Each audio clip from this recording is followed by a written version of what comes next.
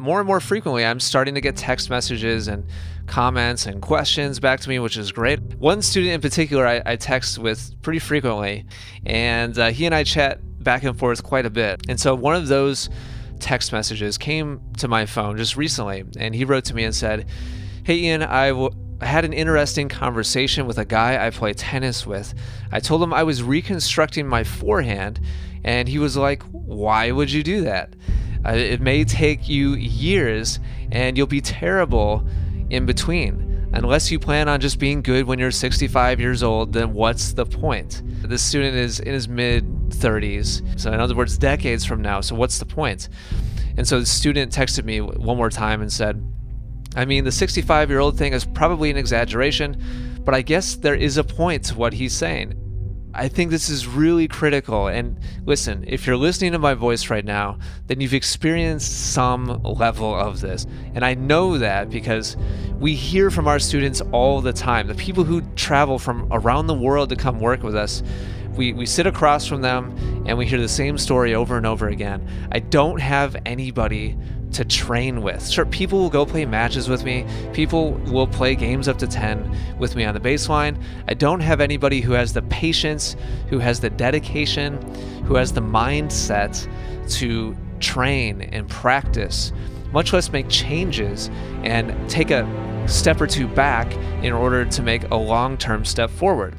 The mindset around this is critical, and I think first and foremost, it's really important to realize that there's two ways to optimize your time on a tennis court. Way number one is to optimize for short-term results, aka winning more points and winning more matches right now. That's something you can absolutely optimize for, or you can optimize for long-term development. And that's exactly what my student is doing. He's making changes that in the moment mean that he's not able to reliably make the ball go where he wants it to go. It means that he's moving away from his comfort zone, and it's making it less likely that he's able to win a match right now. But in the long run, he's setting himself up for better success and a higher ceiling. He's setting himself up for more and better tennis down the road. It's vital to understand, first and foremost, that those two things are at odds with each other completely.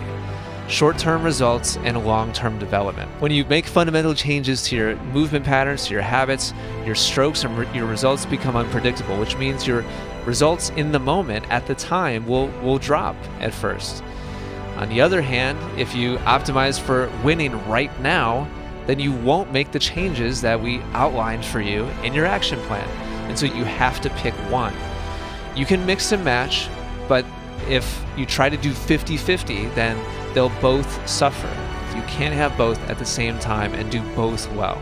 Somebody optimizing for short-term success just won't understand where you're coming from. They won't get it. They won't understand the value in it. They'll think you're wasting your time. You will grow to learn that you aren't on the court for the same reason as those other people. You're driven by something deeper than just the surface level wins versus losses. You're driven by something deeper than the exercise and the socialization. You're driven by something deeper than just hitting the ball.